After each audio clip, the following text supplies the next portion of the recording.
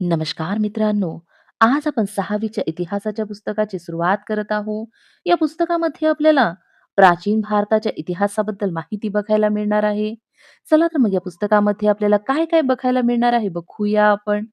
पुस्तकाच्या सुरुवातीलाच आपल्याला भारताच्या संविधानातील प्रस्ताविकेबद्दल माहिती दिली आहे आणि प्रस्ताविकेवर नेहमी आपल्याला पॉलिटीमध्ये प्रश्न विचारल्या जातेच. तर बघूया आपण प्रस्ताविका.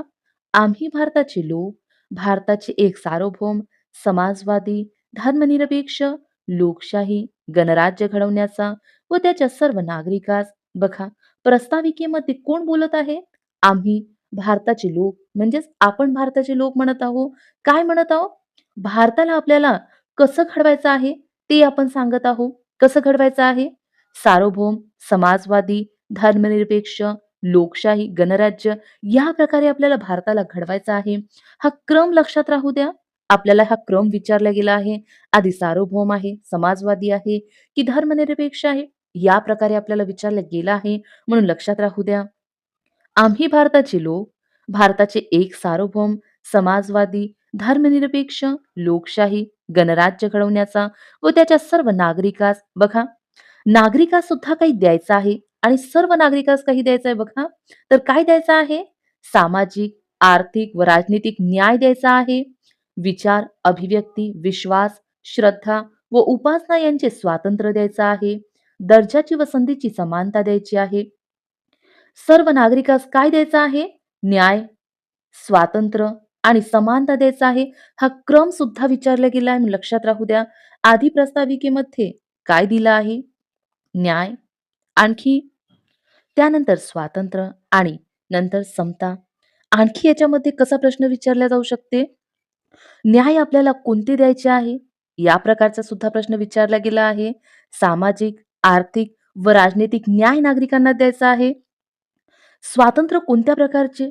भारतीय नागरिकांना द्यायचं आहे. विचार, अभिव्यक्ती, विश्वास, श्रद्धा व उपासना यांचे स्वातंत्र्य द्यायचं आहे. हे सुद्धा विचारलं गेलं, लक्षात राहू द्या. आणि समानता कशाची? दर्जाची व संधीची समानता. या प्रकारे ही माहिती लक्षात राहू द्या. माहिती छोटीशी आहे, पण यावर वारंवार प्रश्न विचारले गेले आहे. समोर बघूया. निश्चितपणे प्राप्त करून देण्याचा आणि त्या सर्वांमध्ये व्यक्तीची प्रतिष्ठा व राष्ट्राची एकता आणि एकात्मता यांचे आश्वासन देणारी बंधुता. बंधुता कशी दिली आहे बघा?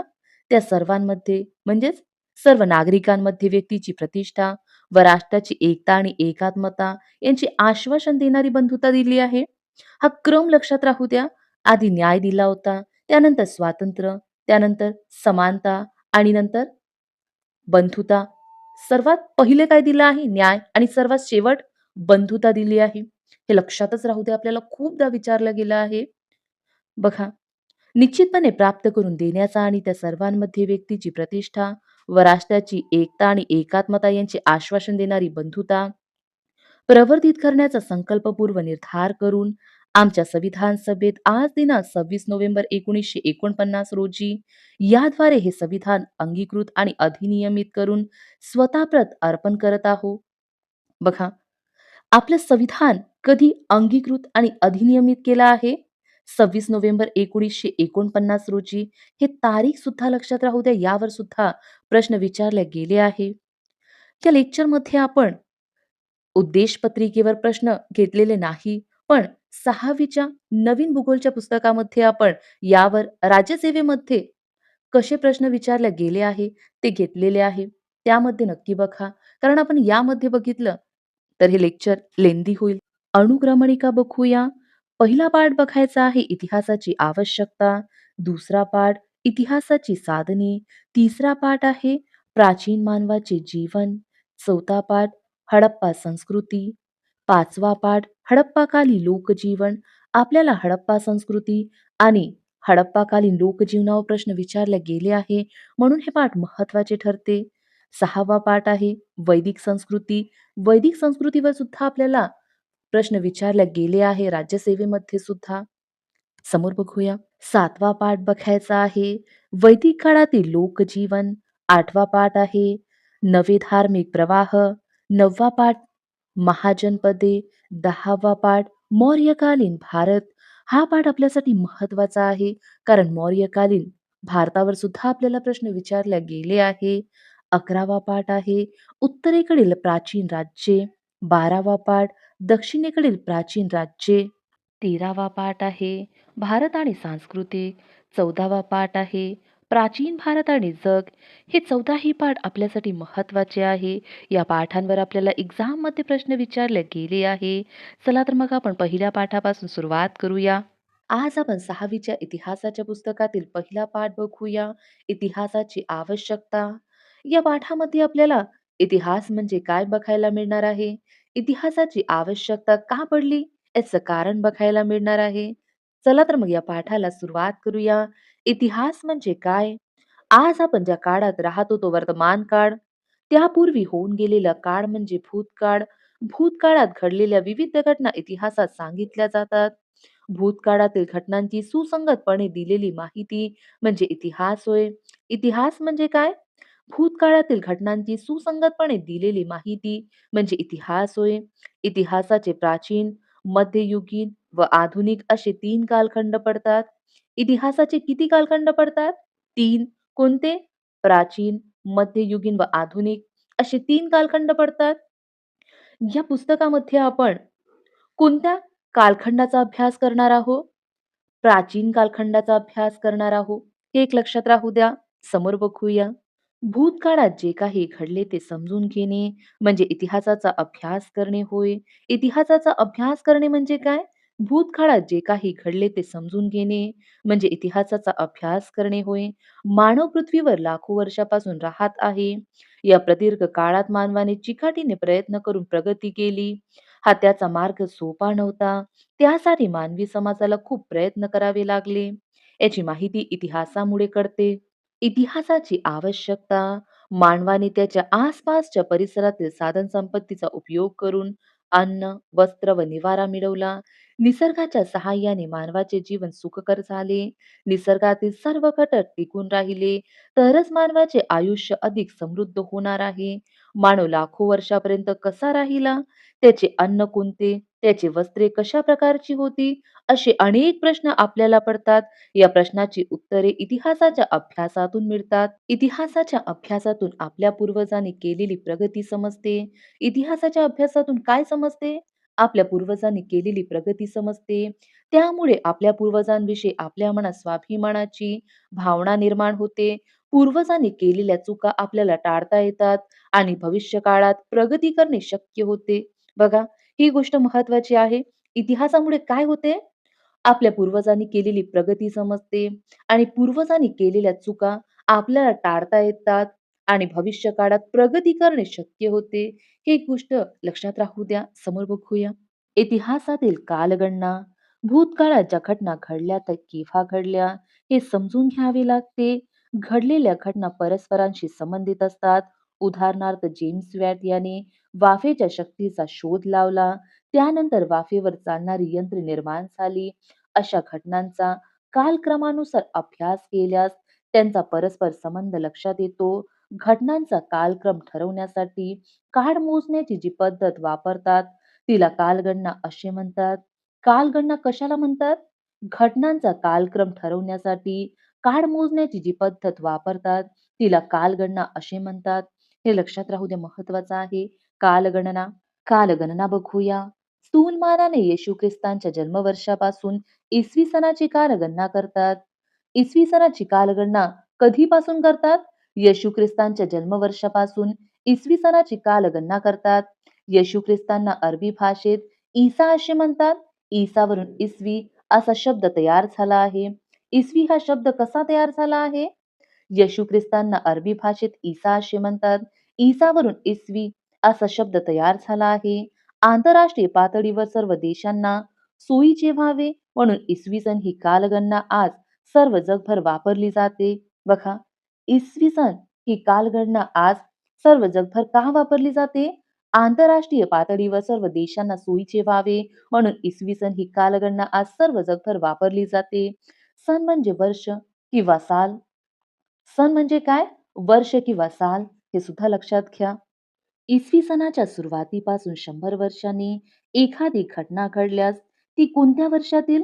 इसवी सन 100 मधील. म्हणजेच बघा, या ठिकाणी येशू ख्रिस्ताचा जन्म झाला आणि यापासून 100 वर्षांनी एखादी घटना घडल्यास ती घटना कोणत्या वर्षातील असेल? इसवी सन 100 मधील या प्रकारे म्हटलं जातं. भारतीय स्वातंत्र्य लढ्यात 1942 ला छोडो भारत आंदोलन झाले. म्हणजेच ही घटना ख्रिस्त जन्मानंतर 1942 वर्षांनी घडली.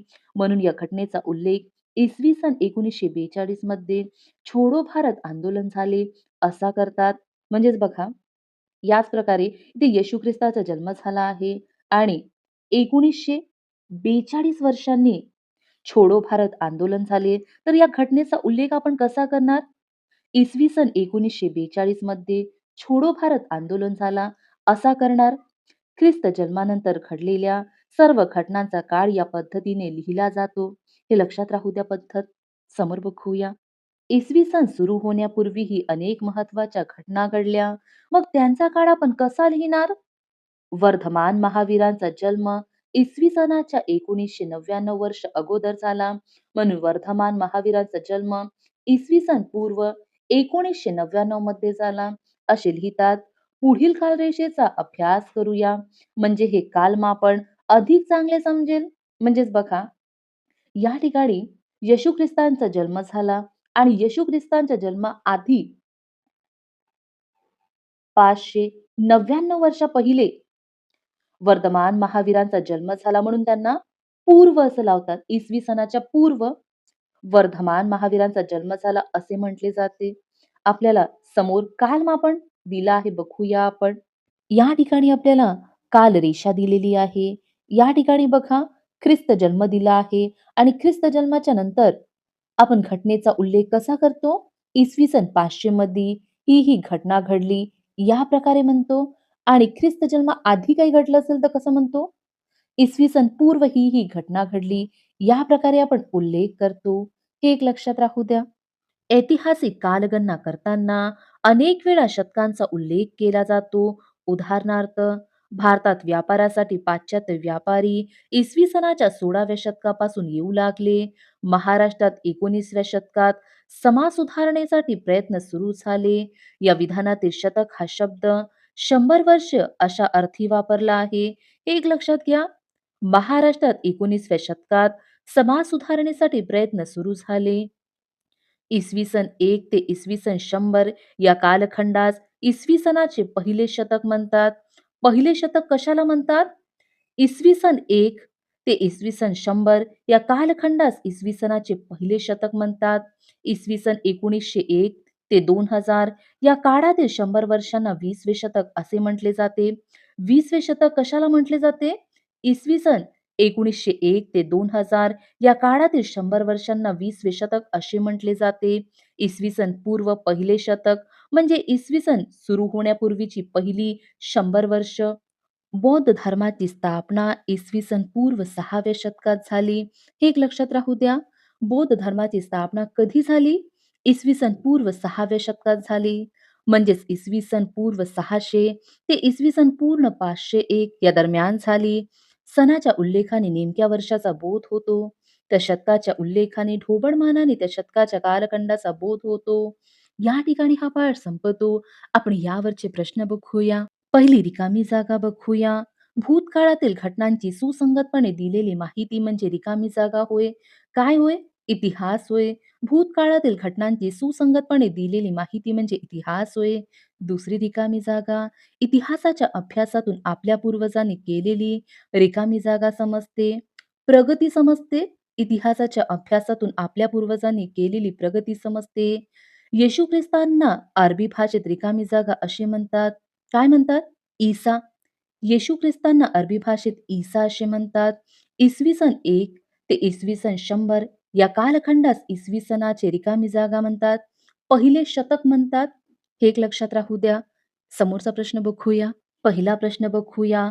इतिहासाचे कोणते कालखंड पडतात? इतिहासाचे किती कालखंड पडतात? 3. कोणते? प्राचीन, मध्ययुगीन व आधुनिक.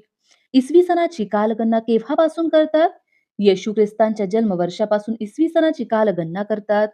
इसवी सन ही कालगणना आज जगभर का वापरतात? याचं उत्तर आपण बघितलं आहे.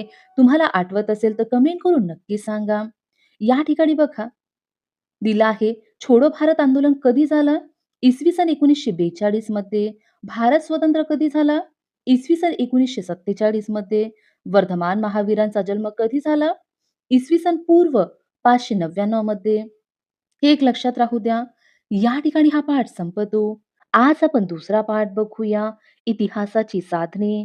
अर्थातच आपल्याला या पाठामध्ये इतिहासाची साधने बघायला मिळणार आहे. भौतिक साधने, लिखित साधने, मौखिक साधने आपल्याला बघायला मिळणार आहे. भारताच्या प्राचीन इतिहासाची साधने सुद्धा आपल्याला या पाठामध्ये बघायला मिळणार आहे. चला तर मग या पाठाला सुरुवात करूया. भूतकाळातील मानवाने वापरलेल्या असंख्य वस्तू आजही सापडतात. अशा वस्तूंना ऐतिहासिक अवशेष असे म्हटले जाते. ऐतिहासिक अवशेष कशाला म्हटले जाते? भूतकाळातील मानवाने वापरलेल्या असंख्य वस्तू आजही सापडतात. अशा वस्तूंना ऐतिहासिक अवशेष असे म्हटले जाते. या अवशेषात दैनंदिन वापराच्या वस्तूंबरोबर किल्ले, लेणी, स्तूप, नाणी, शिलालेख इत्यादींचाही समावेश होतो. याशिवाय चालीरीती, परंपरा, लोकसाहित्य, ऐतिहासिक कागदपत्रे, लोककला यांच्याही आधारे आपल्याला इतिहास कळतो. या सर्वांना इतिहासाची साधने म्हणतात. बघा, इतिहासाची साधने म्हणजे नेमकं काय? ज्याही वस्तूतून आपल्याला इतिहास कळते, त्या वस्तूंना आपण इतिहासाची साधने असे म्हणतो. समोर बघूया. इतिहासाच्या अभ्यासाची साधने 3 प्रकारची आहेत. भौतिक साधने, लिखित साधने, मौखिक साधने. इतिहासाच्या अभ्यासाची साधने किती प्रकारची आहे? 3 प्रकारची आहे. कोणते 3 प्रकार? भौतिक साधने, लिखित साधने, मौखिक साधने. भौतिक साधने बघूया. मानवाने अश्मयुगात दगडापासून तयार केलेली हत्यारे वापरली, तर त्यापुढील काळात तांबे, कांस्य, लोखंड इत्यादी धातूंचा वापर करून हत्यारे बनवली. विविध हत्यारात झालेल्या या सुधारणांच्या आधारे मानवाच्या तंत्रज्ञानाच्या प्रगतीची माहिती मिळते.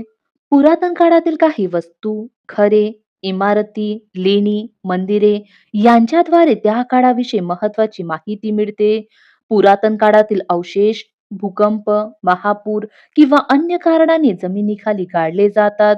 हे अवशेष जसेच्या तसे बाहेर काढण्यासाठी शास्त्र शुद्ध पद्धतीने जमिनीचे खोदकाम करतात. त्याला पुरातत्वीय उत्खनन असे म्हणतात. या उत्खननात सापडलेल्या अवशेषांचा शास्त्रशुद्ध अभ्यास करावा लागतो. त्या शास्त्राला पुरातत्व विद्या असे म्हणतात. पुरातत्व विद्या कशाला म्हणतात? उत्खननात सापडलेल्या अवशेषांचा शास्त्रशुद्ध अभ्यास करावा लागतो. त्या शास्त्राला पुरातत्व विद्या असे म्हणतात.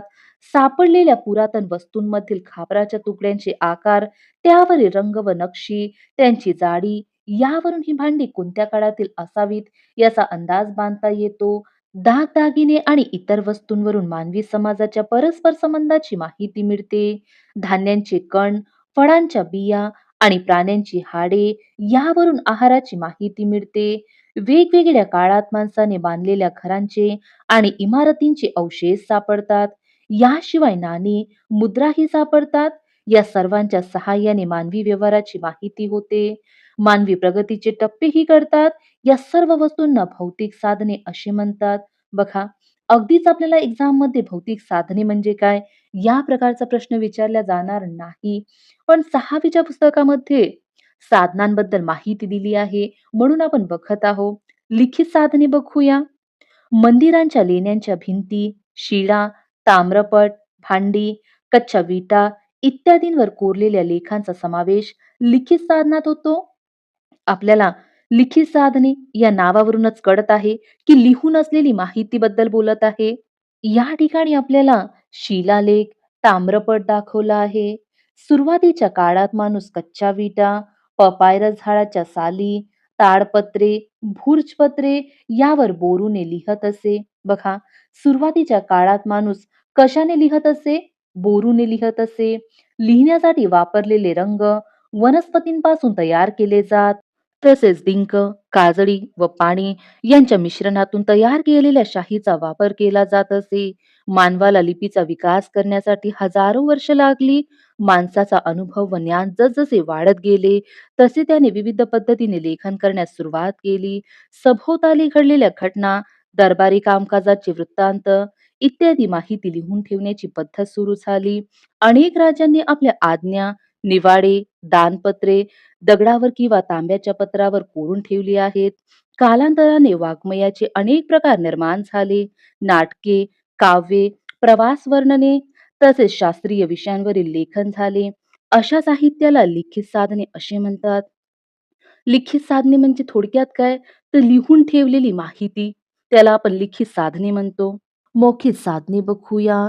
काही साहित्य माहितीच्या किंवा पाठांतराच्या रूपाने एका पिढीकडून पुढच्या पिढीकडे दिले जाते. पिढ्यानपिढ्या असे साहित्य जपले जाते.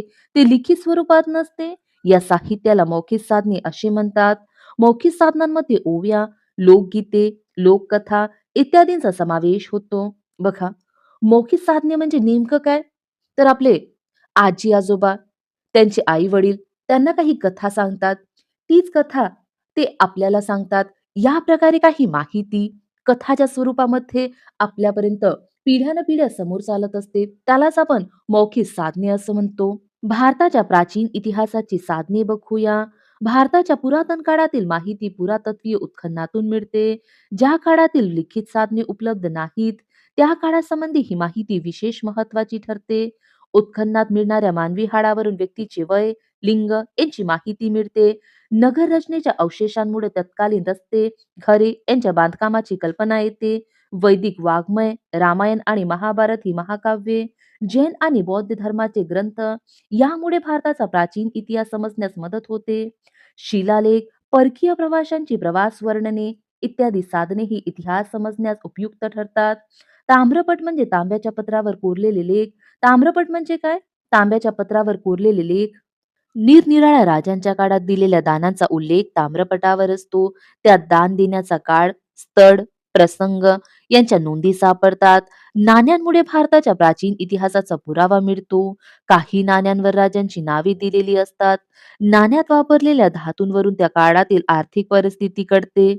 इतिहास लेखनाबाबत घ्यायची काळजी. या सर्व साधनांद्वारे इतिहास लिहिताना काळजी घ्यावी लागते. उत्खननात सापडलेल्या वस्तूंचा कालखंड शास्त्रीय पद्धतीने ठरवावा लागतो. उत्खननात सापडलेले पुरावे लिखित साहित्याशी पडताळून पाहावे लागतात. त्याचप्रमाणे लिखित साहित्यातील पुरावेही तपासून पाहणे आवश्यक असते. त्यांची छाननी करून इतर साधनांच्या सहाय्याने विश्वासार्ह ठरलेल्या निष्कर्षांशी ते पडताळून पाहावे लागतात. इतिहास लेखनात अशा शास्त्रीय पद्धतीच्या वापराला महत्त्व असते. या ठिकाणी हा पाठ संपतो. आपण यावरचे प्रश्न बघूया. पहिली रिकामी जागा बघूया. विविध हत्यारात झालेल्या सुधारणांच्या आधारे मानवाच्या रिकामी जागा प्रगतीची माहिती मिळते. काय येणार इथे? तंत्रज्ञानाच्या विविध हत्यारात झालेल्या सुधारणांच्या आधारे मानवाच्या तंत्रज्ञानाच्या प्रगतीची माहिती मिळते. उत्खननात सापडलेल्या अवशेषांचा शास्त्रशुद्ध अभ्यास करणाऱ्या शास्त्राला रिकामी जागा असे म्हणतात. काय म्हणतात? पुरातत्व विद्या असे म्हणतात. उत्खननात सापडलेल्या अवशेषांचा शास्त्रशुद्ध अभ्यास करणाऱ्या शास्त्राला पुरातत्व विद्या असे म्हणतात. ताम्रपट म्हणजे रिकामी जागा पत्र्यावर कोरलेले लेख. काय येणार? तांब्याच्या ताम्रपट म्हणजे तांब्याच्या पत्रावर कोरलेले लेख. हे सुद्धा लक्षात राहू द्या. जोड्या लावामध्ये आपल्याला भौतिक साधने, लिखित साधने, मौखिक साधने दिली आहे आणि आपल्याला जोड्या लावामध्ये दिला आहे. या जोड्या लावा आपल्या एक्झाम दृष्ट्या महत्त्वाच्या नाही. हा एक प्रश्न लक्षात घ्या. सुरुवातीच्या काळात माणूस बोरूने कशावर लिहित असे? याचं उत्तर तुम्ही मला कमेंट करून द्या. पुरातत्वीय उत्खनन म्हणजे काय? हा एक प्रश्न लक्षात राहू द्या. पाठाच्या शेवटी आपल्याला काही महत्त्वाची माहिती दिली आहे. बघूया आपण. पपायरस प्राचीन इजिप्तमधील लोक लेखनासाठी जो कागद वापरत त्याला पपायरस हे नाव आहे. पपायरस हे काय आहे? प्राचीन इजिप्तमधील लोक लेखनासाठी जो कागद वापरत त्याला पपायरस हे नाव आहे. पपायरस नावाच्या वनस्पतीपासून हा कागद बनवत. पपायरस कागद महत्वाच्या लेखनासाठी वापरत. पपायरस कागदावर केलेले लेखन हजारो वर्ष उलटली तरी जसेच्या तसे राहिलेले आढळते. प्राचीन लेखन असलेल्या पपायरसच्या अनेक गुंडाळ्या इजिप्तमधील ठिकठिकाणच्या उत्खननात सापडल्या आहेत. त्यावरून इजिप्तच्या इतिहासातील अनेक घटना व त्यांचे तपशील यांचे ज्ञान झाले आहे. या ठिकाणी बघा, पपायरस हा कागद कसा तयार केला गेला आहे ते दिलं आहे. आधी झाडांच्या साल काढल्या आहे आणि त्यानंतर या प्रकारे ठोकून या कागदाला बनवला आहे. या ठिकाणी हा पाठ संपतो. आज आपण तिसरा पाठ बघूया. प्राचीन मानवाचे जीवन. मानव सुरुवातीला जंगलात राहत होता. जंगली प्राण्यांपासून स्वतःचे संरक्षण करणे त्याला गरजेचे वाटू लागले. म्हणून आपल्या बुद्धीचा वापर करून तो लाकूड, दगड, हाडे यापासून हत्यारे तयार करू लागला. या हत्यारांमधील दगडी हत्यारे अधिक काळ टिकून राहतात, त्यामुळे ती मोठ्या प्रमाणावर सापडतात. म्हणून या कालखंडाला अश्मयुग असे म्हणतात. बघा, या कालखंडाला अश्मयुग असे का म्हणतात? कारण या कालखंडामध्ये दगडी हत्यारे मोठ्या प्रमाणावर सापडली आहे, त्यामुळे या कालखंडाला अश्मयुग असे म्हणतात. उत्खननामध्ये दगडी हत्यारे विपुल प्रमाणात सापडली आहेत. अश्मयुगातील हत्यारे बनवण्याच्या तंत्रात मानवाने सतत प्रगती केली. अश्मयुगाचे पुराश्मयुग आणि नवाश्मयुग असे दोन टप्पे मानले जातात. अश्मयुगाचे किती टप्पे मानले जातात? दोन. कोणते? पुराश्मयुग आणि नवाश्मयुग. नवाश्मयुगाची सुरुवात सुमारे 10,000 वर्षापूर्वी झाली. या काळामध्ये माणसाला शेती आणि पशुपालन कसे करावे हे कळले. हे एक लक्षात राहू द्या. नवाश्म युगामध्ये माणसाला शेती आणि पशुपालन कसे करावे हे कळले. तसेच त्याला धातूचेही ज्ञान झाले. शेतीसाठी लागणाऱ्या दगडांच्या अवजारांबरोबरच तो धातूच्या वस्तूही बनवू लागला. अन्न, मानव, फळे, कंदमुळे, मांस खात असे, लहान प्राण्यांची शिकार करत असे, तो मासेमारीही करत असे. अन्न शिजवण्यासाठी अग्नीचा उपयोग होऊ शकतो, हे त्याला कालांतराने समजले. शेती प्राचीन काळापासून शिकार व हत्यारे तयार करण्याचे काम बहुधा पुरुषांकडे असे, तर कंदमुळे, फळे गोळा करणे, अन्नाची व्यवस्था करणे ही कामे स्त्रियांकडे असत. बी जमिनीवर पडले तर त्यापासून नवी रोपे उगवतात, हे स्त्रियांना निरीक्षणातून समजले. बघा, बी जमिनीवर पडले तर त्यापासून नवी रोपे उगवतात, हे स्त्रियांना निरीक्षणातून समजले. त्यातूनच नवाश्मयुगामध्ये धान्य पेरून शेती करण्यास प्रारंभ झाला. एक लक्षात राहू द्या. नवाश्मयुगामध्ये धान्य पेरून शेती करण्यास प्रारंभ झाला. शेती हा पुढील काळात मानवाचा मुख्य व्यवसाय बनला. मानव तांदूळ, सातू, गहू, बाजरी, ज्वारी हे तृणधान्य पिकवत असे. तसेच तो वाटाणा, घेवडा, हरभरा, मूग व मसूर ही द्विदल धान्य पिकवत असे. जमीन नांगरण्यासाठी दगडी फाड, सांबर शिंग किंवा टोकदार कठीण लाकूड वापरले जाई. अशा रीतीने अन्न गोळा करणारा माणूस अन्न निर्माता बनला. त्यामुळे नवाश्मयुगात माणूस स्थिर झाला. हे लक्षात राहू द्या. नवाश्मयुगात माणूस स्थिर झाला. पशुपालन मानव गाय, बैल, शेळ्या, मेंढ्या, डुकरे, गाढव या प्राण्यांचे कळप बाळगू लागला. शेतीसाठी पशूंचा वापर करू लागला. हत्यारे व अवजारे तयार करण्याचे तंत्रज्ञान सुरुवातीला दगडाचे छिलके उडवून हाडे व लाकूड तासून हत्यारे तयार केली जात. हात कुराडी, तासण्या ही अश्मयुगीन मानवाची अवजारे होती. नंतर तो पातळ व सरळ पाती असलेले हत्यारे बनवू लागला. त्यासाठी तो गारगोटीचा दगड वापरू लागला. ही हत्यारे लाकडी किंवा हाडांच्या दांड्यात बसवली जात असत. या हत्यारांमुळे माणसाला विविध प्रकारची कामे करणे शक्य झाले. या ठिकाणी आपल्याला अश्मयुगीन हत्यारे दाखवली आहे. धारदार हत्यारांचा उपयोग कातडी कापण्यासाठी, टोकदार हत्यारांचा उपयोग भोके पाडण्यासाठी होत असे. हाडे, हस्तिदंत, शिंगे, माशांचे काटे यापासून त्याने दाभण, बाणाची टोके, गड यासारखी अवजारे तयार केली. कला आणि हस्तव्यवसाय प्राचीन मानवाने गुहांच्या भिंतीवर चित्रे काढलेली दिसतात. काही चित्रांमध्ये शिकारीची दृश्य आहेत, तसेच सामूहिक नृत्याची आणि विविध प्राण्यांची चित्रे काढलेली आढळतात. शंख, हस्तिदंत, मणी यांचा वापर दागिने तयार करण्यासाठी होत असे. नवाश्मयुगात माणूस मातीपासून प्राण्यांच्या आणि मानवाच्या प्रतिकृती बनवू लागला. हे लक्षात राहू द्या. नवाश्मयुगात माणूस मातीपासून प्राण्यांच्या आणि मानवाच्या प्रतिकृती बनवू लागला. याच काळात माणसाला चाकाचा शोध लागला. माणसाला चाकाचा शोध कधी लागला? नवाश्मयुगामध्ये. हे लक्षात राहू द्या. यावर आपल्याला एक्झाम मध्ये प्रश्न विचारला जाऊ शकते. चाकाचा उपयोग वाहतुकीसाठी व मातीची भांडी बनवण्यासाठी केला जात असे. चाकाच्या शोधामुळे मानवाच्या प्रगतीला वेग आला. गाव वसाहती नवाश्मयुगात मानवाच्या जीवनाला स्थिरता आली. मानवाच्या जीवनाला स्थिरता कधी आली? नवाश्मयुगामध्ये. हे लक्षात राहू द्या. माणसे संरक्षण आणि सोयीसाठी एकमेकांच्या शेजारी घरे बांधून राहू लागली. यातूनच गाव वसाहती निर्माण झाल्या. गाव वसाहती निर्माण कशा झाल्या? माणसे संरक्षण आणि सोयीसाठी एकमेकांच्या शेजारी घरे बांधून राहू लागली. यातूनच गाव वसाहती निर्माण झाल्या. नागर संस्कृतीचा उदय, शेतीला जोडून इतर व्यवसाय निर्माण होऊ लागले. शेतमालाच्या व इतर वस्तूंच्या भरपूर उत्पादनामुळे व्यापार सुरू झाला. व्यापार सुरू का झाला? शेतमालाच्या व इतर वस्तूंच्या भरपूर उत्पादनामुळे व्यापार सुरू झाला. व्यापाराच्या दृष्टीने सोयीस्कर अशा ठिकाणी नगरे निर्माण झाली. सोयीस्कर अशा ठिकाणी नगरे निर्माण का झाली? व्यापाराच्या दृष्टीने. अशा रीतीने नागरी संस्कृतीचा पाया घातला गेला. नागरी संस्कृती व्यापारामुळे निर्माण झाल्या, हे एक लक्षात घ्या. नागरी संस्कृती नद्यांच्या परिसरात निर्माण झाल्या. भारतात या काळात सिंधू नदीच्या खोऱ्यात नागरी संस्कृती अस्तित्वात आली, हे माहिती आहे आपल्याला. सिंधू नदीच्या खोऱ्यात नागरी संस्कृती अस्तित्वात आली. आशिया खंडात तैग्रिस, युफ्रेटिस या नद्यांच्या खोऱ्यात आणि आफ्रिका खंडातील नाईल नदीच्या खोऱ्यात नागरी संस्कृती भरभराटीला आल्या, हे सुद्धा माहिती आहे आपल्याला. या ठिकाणी हा पाठ संपतो. आपण यावरचे प्रश्न बघूया. पहिली रिकामी जागा बघूया. जमीन नांगरण्यासाठी रिकामी जागा सांबरशिंग किंवा टोकदार कठीण लाकूड वापरले जाई. काय येणार इथे? दगडी फाड. जमीन नांगरण्यासाठी दगडी फाड, सांबरशिंग किंवा टोकदार कठीण लाकूड वापरले जाई. मानवाच्या प्रगतीला रिकामी जागा शोधामुळे वेग आला. कशाच्या शोधामुळे? चाकाच्या शोधामुळे. मानवाच्या प्रगतीला चाकाच्या शोधामुळे वेग आला. लक्षात राहू द्या. आफ्रिका खंडातील रिकामी जागा नदीच्या खोऱ्यात नागरी संस्कृती भरभराटीला आली. कोणत्या नदीच्या खोऱ्यात? Tigris, Euphrates. आफ्रिका खंडातील तैग्रिस, युफ्रेटिस नदीच्या खोऱ्यात नागरी संस्कृती भरभराटीला आली. हे सुद्धा लक्षात राहू द्या. पहिला प्रश्न बघूया. अश्मयुगाचे कोणते दोन टप्पे मानले जातात? दोन टप्पे बघितले होते आपण, पुराश्मयुग आणि नवाश्मयुग. समोरचा प्रश्न बघूया. हा एक प्रश्न लक्षात राहू द्या.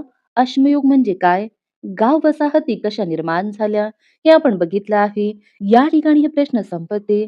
पाठाच्या शेवटी काही महत्वाची माहिती दिली आहे, बघूया आपण. मानवाची उत्क्रांती. पृथ्वी हा सूर्यमालेतील एक ग्रह आहे. पृथ्वीची उत्पत्ती सुमारे 450 कोटी वर्षापूर्वी झाली. प्रथम ती वायुरूपी होती. हे लक्षात राहू द्या. पृथ्वी प्रथम कशी होती? वायुरूपी होती. कालांतराने हळूहळू ती घनरूप झाली. नंतर जमीन निर्माण झाली. पृथ्वीवर जलसाठे निर्माण झाले. पाण्यात शेवाळासारखे वनस्पती निर्माण झाल्या. या सुमारास एकपेशीय सूक्ष्मजीव निर्माण झाले. पुढे एकपेशीय सजीवांपासून पृथ्वीवरील सजीव प्राण्यांची उत्पत्ती क्रमाक्रमाने झाली. एकपेशीय सजीवांपासून मानवाच्या उत्पत्तीपर्यंत जीवसृष्टीचा जो विकास होत गेला, त्या प्रक्रियेस उत्क्रांती अशी म्हणतात. उत्क्रांती कशाला म्हणतात? एकपेशीय सजीवांपासून मानवाच्या उत्पत्तीपर्यंत जीवसृष्टीचा जो विकास होत गेला, त्या प्रक्रियेस उत्क्रांती अशी म्हणतात. या उत्क्रांतीला कोट्यावधी वर्ष लागली. मानव सदृश एप वानरापासून उत्क्रांत होत होत आजचा मानव निर्माण झाला. या उत्क्रांतीची होमो इरेक्टर्स आणि होमो सेपियन असे दोन टप्पे आहेत. होमो म्हणजे माणूस आणि इरेक्टर्स म्हणजे ताठकण्याचा. होमो सेपियन म्हणजे बुद्धिमान माणूस. या टप्प्यात त्याला अग्नीचा उपयोग माहित होता. तो अग्नी निर्माण करू लागला. दगडी हत्यारे घडवू लागला. या ठिकाणी आपल्याला उत्क्रांतीचे टप्पे दिले आहे. या ठिकाणी हा पाठ संपतो. आज आपण चौथा पाठ बघूया. हडप्पा संस्कृती. हा पाठ आपल्यासाठी महत्वाचा आहे, कारण हडप्पा संस्कृतीवर नेहमी प्रश्न विचारले जाते. चला तर मग या पाठाला सुरुवात करूया. पंजाब मधील रावी नदीच्या काठी हडप्पा येते. इसवी सन 1921 मध्ये रेल्वे मार्गाचे काम चालू असताना काही पुरातन विटा व चित्रलिपी असलेल्या मुद्रा आढळल्या. इसवी सन 1922 मध्ये सिंधमधील मोहेंजोदडो येथील उत्खननात चित्रलिपीसारखी अक्षरे असलेल्या मुद्रा सापडल्या. या अवशेषांवरून भारतातील एका प्राचीन व प्रगत संस्कृतीचा शोध लागला. बघा, एका प्राचीन व प्रगत संस्कृतीचा शोध कसा लागला? पंजाबमधील रावी नदीच्या काठी हडप्पा येथे इसवी सन 1921 मध्ये रेल्वे मार्गाचे काम चालू असताना काही पुरातन विटा व चित्रलिपी असलेल्या मुद्रा आढळल्या. आणि 1922 मध्ये सुद्धा सिंधमधील मोहेंजोदडो येथील उत्खननात काही मुद्रा सापडल्या. या अवशेषांवरून भारतातील एका प्राचीन व प्रगत संस्कृतीचा म्हणजेच हडप्पा संस्कृतीचा शोध लागला. ही संस्कृती सुमारे 5000 वर्षापूर्वी अस्तित्वात होती. आज हडप्पा व मोहिंजोदडो ही ठिकाणे पाकिस्तानमध्ये आहे, हे सुद्धा लक्षात राहू द्या. या ठिकाणी आपल्याला नदीकिनारी वसलेली शहरे दिली आहे आणि यावर आपल्याला राज्यसेवेमध्ये प्रश्न विचारले गेले आहे. म्हणून लक्ष देऊन बघा. या ठिकाणी बघा रावी नदी आहे. रावी नदीच्या किनारी हडप्पा हे शहर वसलेलं आहे. या ठिकाणी सिंधू नदी आहे. सिंधू नदीच्या काठी मोहेंजोदडो हे शहर वसलेलं आहे आणि हे दोनही शहर बघा कुठे आहे? पाकिस्तानमध्ये आहे. भारतामध्ये आहे का? नाही. भारतामधील काही शहर बघूया.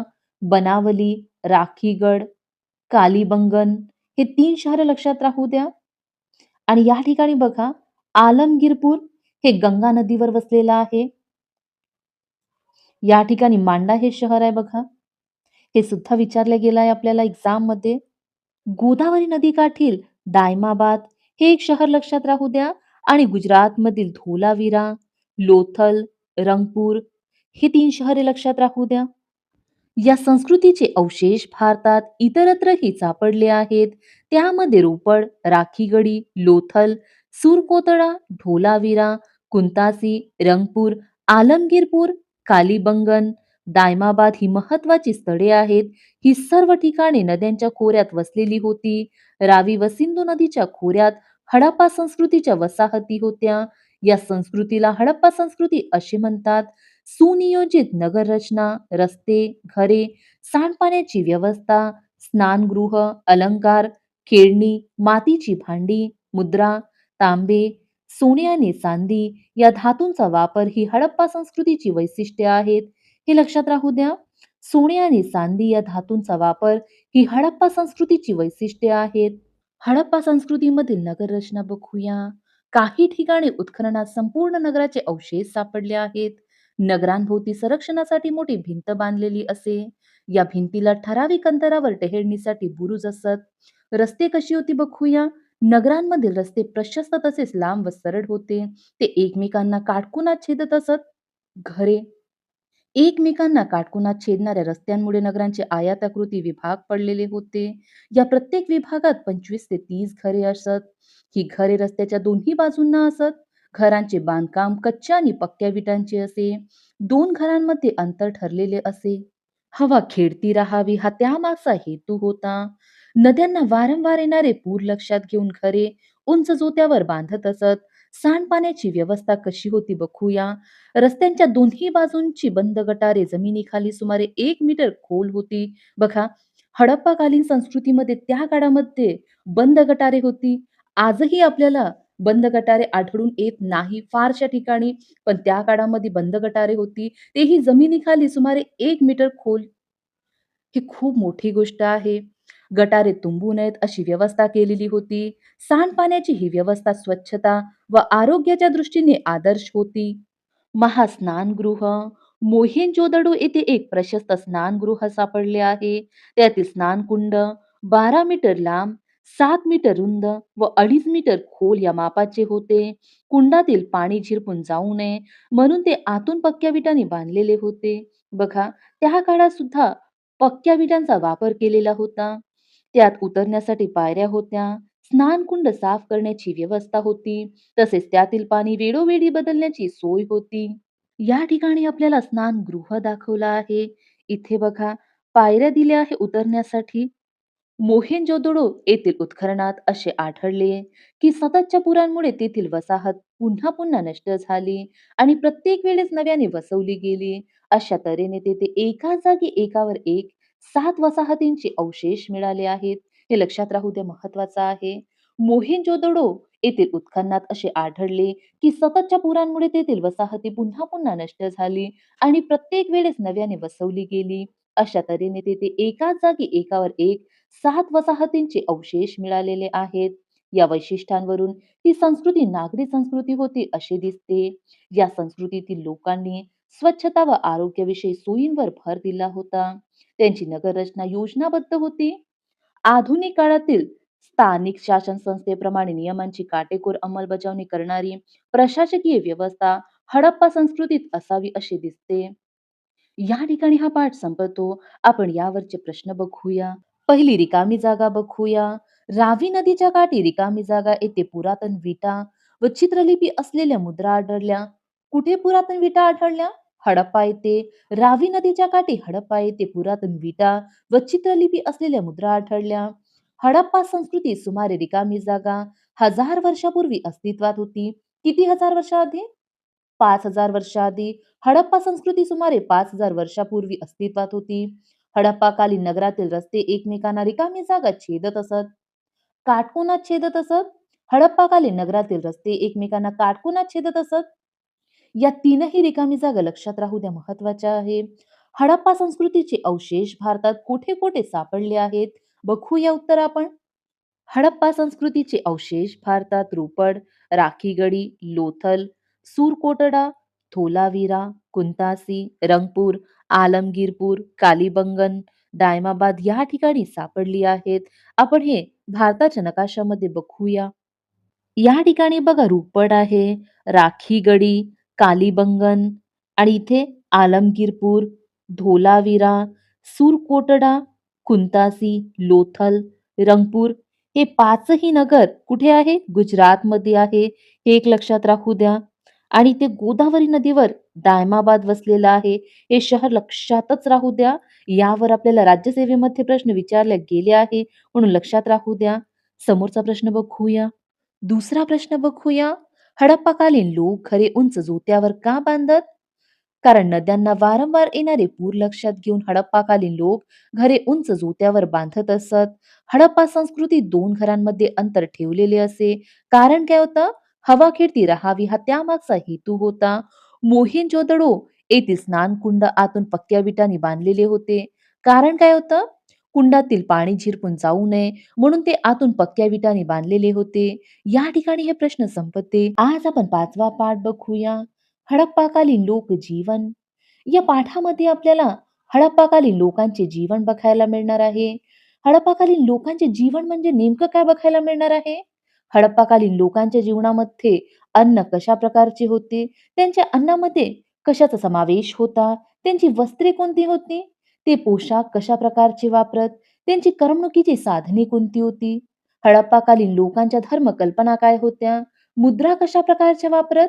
लोकांचे व्यवसाय व उद्योग कोणते होते? भांडी कशा प्रकारची वापरत? याबद्दलची आपल्याला माहिती बघायला मिळणार आहे. चला तर मग या पाठाला सुरुवात करूया. हडप्पा संस्कृतीतील सार्वजनिक व्यवस्थेचा परिचय आपण मागील पाठात करून घेतला आहे. तेथील लोकजीवन कशा प्रकारचे होते याची माहिती या पाठात करून घेऊ. अन्न, तांदूळ, गहू, सातू, खजूर हे पदार्थ लोकांच्या अन्नातील मुख्य घटक होते. मांस, मासे, भाज्या, फळे यांचाही अन्नात समावेश होता. वस्त्र, उत्खननात मिळालेले पुतळे, मुद्रांवरील चित्रे आणि कापडाचे अवशेष इत्यादी पुराव्यांवरून ते कापड विकत असावेत.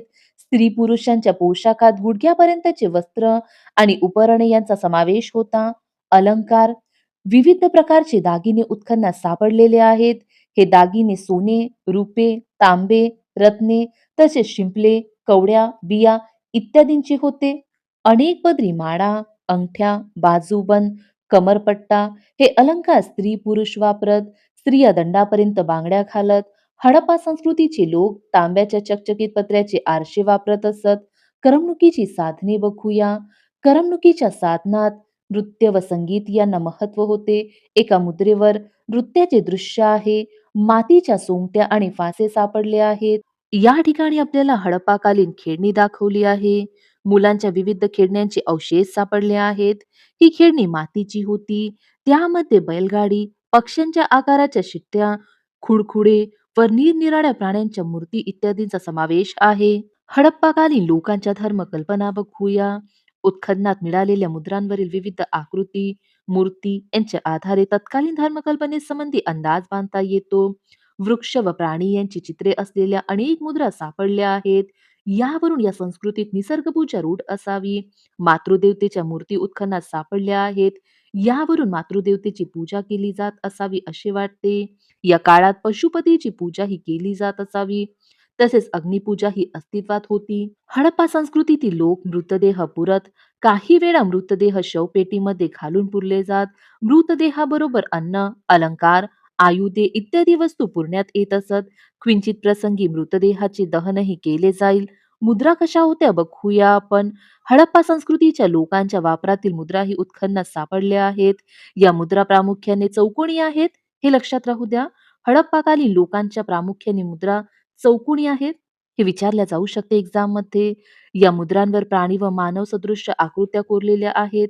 मुद्रेवर वरच्या बाजूला चित्रलिपीमध्ये काही अक्षरे कोरलेली आहेत, परंतु अजून या लिपीचे वाचन करता आलेले नाही. व्यवसाय व उद्योग बघूया. शेती आणि व्यापार हे या लोकांचे प्रमुख व्यवसाय होते, हे लक्षात राहू द्या. हडप्पाकालीन लोकांचे शेती व व्यापार हे प्रमुख व्यवसाय होते. शेती बघूया. गहू, सातू, तीळ, तांदूळ, कडधान्य, कापूस ही पिके घेतली जात. शेतीबरोबर पशुपालनाचा व्यवसाय केला जात होता. भांडी भांडी तयार करणे हा एक महत्वाचा उद्योग होता. हडप्पा संस्कृतीच्या अवशेषात प्रामुख्याने लाल रंगाच्या मातीची भांडी सापडली आहेत, हे सुद्धा लक्षात राहू द्या. हडप्पा संस्कृतीच्या अवशेषात प्रामुख्याने लाल रंगाच्या मातीची भांडी सापडली आहेत. काही भांड्यांवर प्राण्यांच्या आणि पाना-फुलांच्या आकृती आहेत. आकृत्या व नक्षी काढण्यासाठी काळ्या रंगाचा वापर केला आहे. ही भांडी भट्टीत पक्की भाजली जात. हडप्पा संस्कृतीतील लोक चांदी, तांबे या धातूंची भांडी बनवत असत. हे लक्षात राहू द्या. हडप्पा संस्कृतीतील लोक कोणत्या धातूंची भांडी बनवत? चांदी, तांबे या धातूंची भांडी बनवत असत. कापड उद्योग बघूया. सूत कातणे, कापड विणणे, कापड रंगवणे हे उद्योग हडप्पा संस्कृतीच्या वसाहतींमध्ये मोठ्या प्रमाणावर चालत असत, हे सुद्धा लक्षात घ्या. कापड उद्योग हडप्पा संस्कृतीच्या वसाहतींमध्ये मोठ्या प्रमाणावर चालत असत. ते लोकरीची वस्त्रे बनवत असत. या ठिकाणी हडप्पाकालीन मुद्रा दिल्या आहे. या ठिकाणी चौकोनी मुद्रा दिली आहे. या ठिकाणी सुद्धा चौकोनी मुद्रा दिली आहे आणि या ठिकाणी गोल मुद्रा दिली आहे. या मुद्रांवर एक गोष्ट कॉमन आहे. या ठिकाणी प्राण्यांची चित्र दिली आहे मुद्रांवर. हे एक गोष्ट लक्षात राहू द्या. समोर बघूया. या ठिकाणी आपल्याला हडप्पाकालीन भांडी दाखवली आहे. यावरची नक्षी बघा. किती सुंदर बनवली आहे. व्यापार बघूया. हडप्पा संस्कृतीच्या वसाहतीमध्ये तयार होणारा माल भारताबाहेर जात असे. सुमेरियन लिपीतील मजकूर असलेल्या मातीच्या विटा भारतात सापडल्या आहेत. तर हडप्पा संस्कृतीतील मुद्रा मेसोपोटेमिया येथे सापडल्या आहे. हे लक्षात घ्या. सुमेरियन लिपीतील मजकूर असलेल्या मातीच्या विटा भारतात सापडल्या आहेत. तर हडप्पा संस्कृतीतील मुद्रा मेसोपोटेमिया येथे सापडल्या आहेत. यावरून या दोन्ही देशात व्यापार चालत असावा. गुजरातमधील लोथल येथे मिळालेल्या हडप्पाकालीन गोदीच्या अवशेषांच्या आधारे या लोकांचा इतर देशांशी जलमार्गाने व्यापार चालत होता, असे दिसते. सिंधू संस्कृतीच्या प्रदेशातून पश्चिम आशिया आणि इजिप्त या प्रदेशांमध्ये कापड, सुगंधी द्रव्ये, विविध प्रकारचे मणी इत्यादी वस्तू निर्यात केल्या जात. हडप्पा संस्कृती ही भरभराटीला आलेली संपन्न अशी नागरी संस्कृती होती. तिने भारतीय संस्कृतीचा पाया घातला. या ठिकाणी हा पाठ संपतो. आपण यावरचे प्रश्न बघूया. पहिली रिकामी जागा. हडप्पाकालीन लोकांच्या अन्नातील रिकामी जागा हा पदार्थ मुख्य घटक होता. काय येईल इथे? तांदूळ. हडप्पाकालीन लोकांच्या अन्नातील तांदूळ हा पदार्थ मुख्य घटक होता. दुसरी रिकामी जागा बघूया. हडप्पाकालीन लोकांचे रिकामी जागा आणि व्यापार हे प्रमुख व्यवसाय होते. काय येणार इथे? शेती. हडप्पाकालीन लोकांचे शेती आणि व्यापार हे प्रमुख व्यवसाय होते. हे व्यवसाय लक्षात राहू द्या. पहिला प्रश्न बघूया. हडप्पाकालीन स्त्री पुरुष कोणते अलंकार वापरत? दुसरा प्रश्न. हडप्पाकालीन मुलांच्या खेळण्यातील कोणत्या खेळण्यांचे अवशेष सापडले आहे? हा एक प्रश्न लक्षात राहू द्या. हडप्पाकालीन लोक कोणती पिके घेत? हे दोनही प्रश्न आपल्या महत्वाचे नाही. हडप्पाकालीन लोकांच्या अन्नात कोणकोणत्या पदार्थांचा समावेश होता? हडप्पाकालीन मुद्रांविषयी माहिती लिहा. आपण हडप्पाकालीन मुद्रांविषयी बघितलं आहे. हडप्पाकालीन मुद्रा प्रामुख्याने चौकोनी होत्या आणि मुद्रांवर प्राण्यांचे चित्र कोरलेले होते. या दोन गोष्टी लक्षात राहू द्या. या ठिकाणी हे प्रश्न संपते. आज आपण 6वा पाठ बघूया. वैदिक संस्कृती. या पाठामध्ये आपल्याला वेद ग्रंथांची माहिती बघायला मिळणार आहे. कोणत्या वेद ग्रंथांची? ऋग्वेद, यजुर्वेद, सामवेद, अथर्ववेद या वेद ग्रंथांची माहिती बघायला मिळणार आहे. आणखी वैदिक संस्कृतीच्या लोकांचे आर्थिक जीवन कसे होते, त्यांचा व्यवसाय काय होता, राज्य व्यवस्था कशी होती, याबद्दल सुद्धा माहिती बघायला मिळणार आहे. चला तर मग या पाठाला सुरुवात करूया. भारताच्या वायव्य भागात आणि पंजाबच्या सुपीक प्रदेशात वैदिक संस्कृतीचा विकास झाला. हे एक लक्षात घ्या. वैदिक संस्कृतीचा विकास कुठे झाला? भारताच्या वायव्य भागात आणि पंजाबच्या सुपीक प्रदेशात वैदिक संस्कृतीचा विकास झाला. वेद ग्रंथांची निर्मिती करणारे म्हणून त्यांच्या संस्कृतीला वैदिक संस्कृती असे म्हणतात. हे सुद्धा लक्षात घ्या. वेद ग्रंथांची निर्मिती करणारे म्हणून त्यांच्या संस्कृतीला वैदिक संस्कृती असे म्हणतात. वैदिक संस्कृतीचे लक्षात येण्यासारखे वैशिष्ट्य म्हणजे त्यांचे वाङ्मय इतके प्राचीन, विपुल आणि विविध प्रकारचे वाङ्मय इतरत्रही क्वचितच पाहायला मिळते. फार प्राचीन काळापासून वैदिक काळातील लोकांनी संस्कृत भाषेत सुंदर अशी काव्य निर्मिती केली. ऋग्वेद हा त्यांचा पहिला ग्रंथ होय, हे लक्षात राहू द्या. ऋग्वेद हा त्यांचा पहिला ग्रंथ होय. ऋग्वेदानंतर यजुर्वेद, सामवेद आणि अथर्ववेद हे 3 वेद रचले गेले. त्यानंतरच्या काळात ब्राह्मण ग्रंथ, आरण्यके आणि उपनिषदांची रचना झाली. आधी वेदांची रचना झाली, त्यानंतर ब्राह्मण ग्रंथ, आरण्यके आणि उपनिषदे यांची रचना झाली. ऋग्वेद ऋग्वेदात निसर्गातील विविध शक्तींना देवता मानून त्यांची स्तुती करणारे कवणे आहेत. त्यामध्ये केलेले निसर्गाचे वर्णन अतिशय काव्यमय आहे. बघा, ऋग्वेदामध्ये काय आहे? निसर्गातील विविध शक्तींना देवता मानून त्यांची स्तुती करणारे कवणे आहे. त्यामध्ये केलेले निसर्गाचे वर्णन अतिशय काव्यमय आहे. ऋग्वेदातील प्रत्येक कडव्यास ऋचा असे म्हणतात. यजुर्वेद यजुर्वेद हा यज्ञाविषयी माहिती देणारा ग्रंथ आहे. यजुर्वेद हे कशाविषयी माहिती देते? यज्ञाविषयी, यज्ञात वापरायचे मंत्र आणि त्या मंत्राची गद्यात केलेली स्पष्टीकरणे त्यात आढळतात. सामवेद ऋग्वेदातील काव्याचे तालासुरात गायन कसे करावे याचे मार्गदर्शन सामवेदात केलेले आहे. सामवेदामध्ये काय दिलं आहे? ऋग्वेदातील काव्याचे तालासुरात गायन कसे करावे याचे मार्गदर्शन सामवेदात केलेले आहे. सामवेद हा भारतीय संगीताचा पाया मानला जातो. हे लक्षात राहू द्या, महत्वाचं आहे. सामवेद हा भारतीय संगीताचा पाया मानला जातो. अथर्ववेद अथर्ववेदाचे स्वरूप वर उल्लेखलेल्या वेदांपेक्षा निराळे आहे. त्यात तत्वज्ञानाबरोबरच दैनंदिन जीवनातील अडचणी, संकटे, पीडा यावर उपाय सांगितले आहे. अथर्ववेदामध्ये काय सांगितलेले आहे? तत्वज्ञानाबरोबरच दैनंदिन जीवनातील अडचणी, संकटे, पीडा यावर उपाय सांगितलेले आहे. औषधी वनस्पतीची माहिती ही अथर्ववेदात दिलेली आहे. हे सुद्धा लक्षात राहू द्या. ब्राह्मण ग्रंथ ब्राह्मण ग्रंथांची रचना ही यज्ञविधीमध्ये वेदांचा वापर कसा करावा हे स्पष्ट करण्यासाठी झाली. बघा, ब्राह्मण ग्रंथांची रचना कशासाठी झाली? यज्ञविधींमध्ये वेदांचा वापर कसा करावा हे स्पष्ट करण्यासाठी झाली. आरण्यके आरण्यके म्हणजे अरण्यात जाऊन रचलेले ग्रंथ. आरण्यके म्हणजे काय? अरण्यात जाऊन रचलेले ग्रंथ. दैनंदिन जीवनापासून दूर अरण्यात जाऊन चिंतन करण्याची परंपरा भारतात फार पूर्वीपासून चालत आली आहे. या परंपरेचा पाया आरण्यके रचणाऱ्या प्राचीन ऋषीमुनींनी घातला.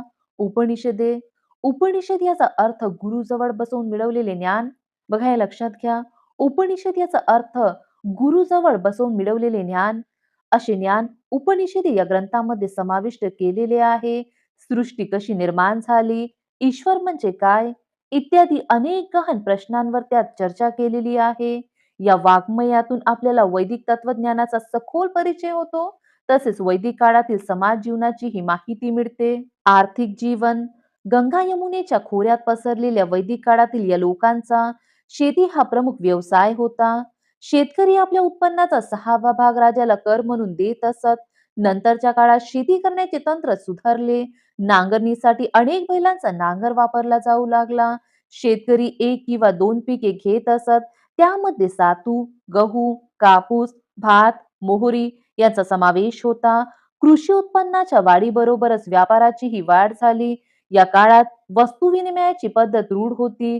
कृशल, मान व शतमान अशी वजने त्या काळी वापरत होती. हे लक्षात राहू द्या. कृशल, मान, शतमान हे वजने आहे. वैदिक काळातील व्यवसाय बघूया. लोखंडाचा वापर या काळात वाढला. लोखंडाची विविध हत्यारे व अवजारे उद्योगात आणली जाऊ लागली. त्यामुळे शेती व इतर उत्पादनात वाढ झाली. रथकर, सुतार, कुंभार इत्यादी कारागीर त्या काळच्या भारतीय अर्थव्यवस्थेचे आणि समाज जीवनाचे आधारस्तंभ झाले. याच काळात एकाच व्यवसायातील कुशल कारागिरांनी एकत्र येऊन आपापल्या संघटना बनवल्या. अशा संघटनांना श्रेणी असे म्हणतात. हे लक्षात राहू दे, आपल्याला विचारलं गेला आहे. श्रेणी म्हणजे काय? एकाच व्यवसायातील कुशल कारागिरांनी एकत्र येऊन आपापल्या संघटना बनवल्या. अशा संघटनांना श्रेणी असे म्हणतात. राज्य व्यवस्था राजा हा राज्याचा प्रमुख असे, प्रजेचे रक्षण करणे, कर गोळा करणे व राज्याचा कारभार सुरळीतपणे चालवणे ही राजाची मुख्य कर्तव्य होती. राज्याच्या सत्तेवर नियंत्रण ठेवण्यासाठी वैदिक काळात सभा आणि समिती अशा दोन संस्था होत्या. हे लक्षात राहू द्या, महत्वाचं आहे. राज्याच्या सत्तेवर नियंत्रण ठेवण्यासाठी वैदिक काळात सभा आणि समिती अशा दोन संस्था होत्या. राज्यातील ज्येष्ठ व्यक्तींच्या मंडळात सभा असे म्हणत. बघा, सभा कशाला म्हणत? राज्यातील ज्येष्ठ व्यक्तींच्या मंडळात सभा असे म्हणत. तर लोकांच्या सर्वसाधारण बैठकीत समिती असे म्हणत. समिती कशाला म्हणत? लोकांच्या सर्वसाधारण बैठकीत समिती अशी म्हणत. आपल्याला ह्या जोड्या लावामध्ये विचारल्या गेलं आहे, म्हणून लक्षात राहू द्या. आपल्या प्रदेशाचा कारभार सुरळीतपणे चालवण्यासाठी राजाच्या मदतीला विविध अधिकारी असत. ग्रामिणी हा गावाचा प्रमुख अधिकारी असे. ग्रामिणी हा कोण असे? गावाचा प्रमुख असे. हे लक्षात राहू द्या, महत्वाचं आहे. यावर आपल्याला जोड्या लावामध्ये प्रश्न विचारले गेले आहे, म्हणून लक्षात राहू द्या. ग्रामवादी हा अधिकारी ग्रामिणीच्या मदतीने न्याय निवाडा करण्याचे काम पाही. ग्रामवादी याचं काम काय होतं? ग्रामिणीच्या मदतीने न्यायनिवाडा करण्याचे काम पाही. फक्त एवढं लक्षात राहू द्या, ग्रामवादी न्यायनिवाडा करत असे. अनेक ग्रामांच्या समूहास विश असे म्हणत. विश कशाला म्हणत? अनेक ग्रामांच्या समूहाला विश असे म्हणत व त्यावरील अधिकाऱ्याला विशपती असे नाव होते. पुरोहित व सेनापती हे महत्वाचे अधिकारी होते. सैन्यात पायदळ व रथदळ असे विभाग असत. राज्यकारभारासाठी लागणारा पैसा करांच्या स्वरूपात गोळा केला जाई. कर गोळा करणाऱ्या अधिकाऱ्याला भागदूक असे म्हणत. अतिशय महत्वाचं आहे, लक्षातच राहू द्या. भागदूक याचं काम काय होतं? कर गोळा करणे. या ठिकाणी हा पाठ संपतो. आपण यावरचे प्रश्न बघूया. पहिली रिकामी जागा बघूया. यजुर्वेद हा रिकामी जागा विषयी माहिती देणारा ग्रंथ आहे. कशाविषयी माहिती देणारा ग्रंथ आहे? यज्ञाविषयी. यजुर्वेद हा यज्ञाविषयी माहिती देणारा ग्रंथ आहे. सामवेद हा भारतीय रिकामी जागा पाया मानला जातो. संगीताचा सामवेद हा भारतीय संगीताचा पाया मानला जातो. वैदिक काळातील लोकांचा रिकामी जागा हा प्रमुख व्यवसाय होता. काय व्यवसाय होता? शेती. वैदिक काळातील लोकांचा शेती हा प्रमुख व्यवसाय होता. ऋचा म्हणजे काय? काय होते ऋचा म्हणजे? ऋग्वेदातील प्रत्येक कडव्यास ऋचा असे म्हणतात. उपनिषेदात कोणत्या प्रश्नांवर चर्चा केलेली आहे? याचं उत्तर बघूया आपण. उपनिषेधात सृष्टी कशी निर्माण झाली, ईश्वर म्हणजे काय, इत्यादी अनेक गहन प्रश्नांवर चर्चा केलेली आहे. समोरचा प्रश्न बघूया. अथर्ववेदात कोणती माहिती दिली आहे बघूया आपण. अथर्ववेदामध्ये तत्वज्ञानाबरोबरच दैनंदिन जीवनातील अडचणी, संकटे, पीडा यावर उपाय सांगितले आहे आणि औषधी वनस्पतींची ही माहिती अथर्ववेदामध्ये दिलेली आहे. ही माहिती लक्षात राहू द्या. समोरचा प्रश्न बघूया. राजाची प्रमुख कर्तव्य कोणती होती? कोणती होती प्रमुख कर्तव्य?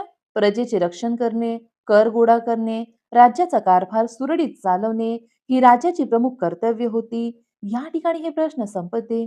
आज आपण 7वा पाठ बघूया. वैदिक काळातील लोकजीवन.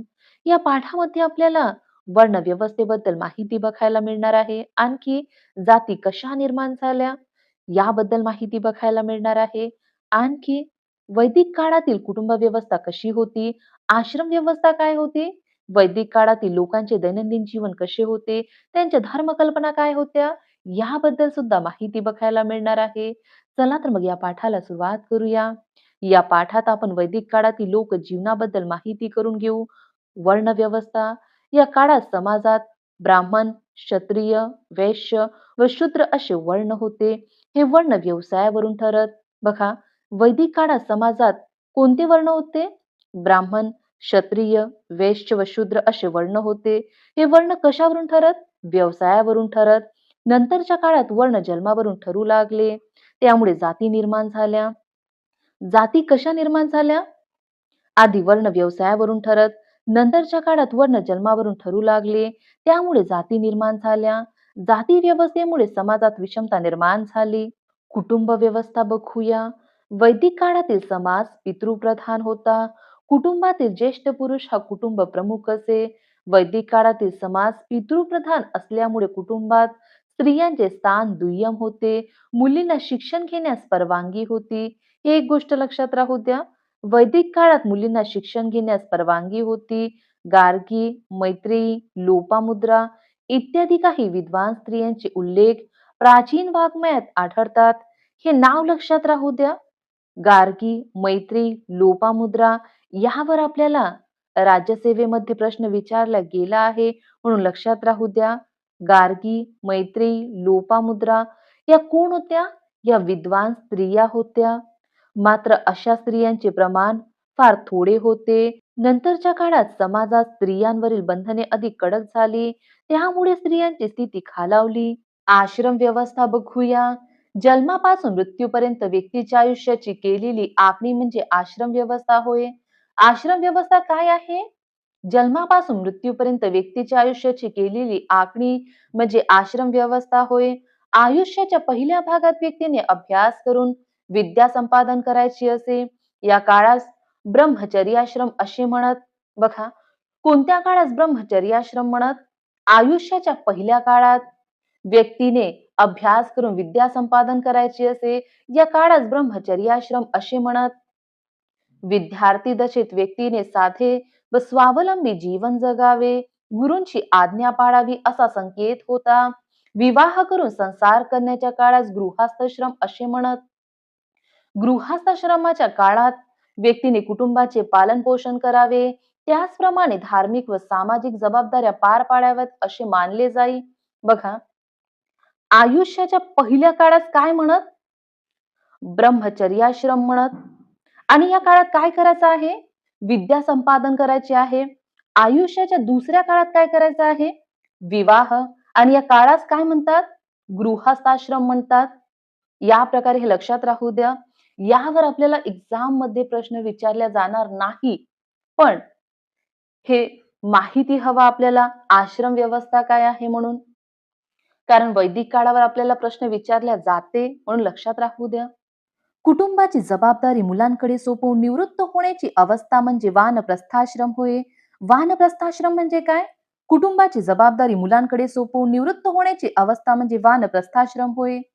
संन्यासाश्रम हा आयुष्याचा अखेरचा म्हणजेच चौथा टप्पा. संन्यासाश्रमात व्यक्तीने चिंतनात जीवन कंठावे असे मानले जाई. बघा, आयुष्याच्या पहिल्या काळात काय म्हणतात? ब्रह्मचर्याश्रम म्हणतात. या काळामध्ये काय करतात? विद्या ग्रहण करतात. दुसऱ्या काळात काय म्हणतात? गृहस्थाश्रम. या काळामध्ये काय करतात? विवाह करतात. आयुष्याच्या तिसऱ्या काळामध्ये काय करतात?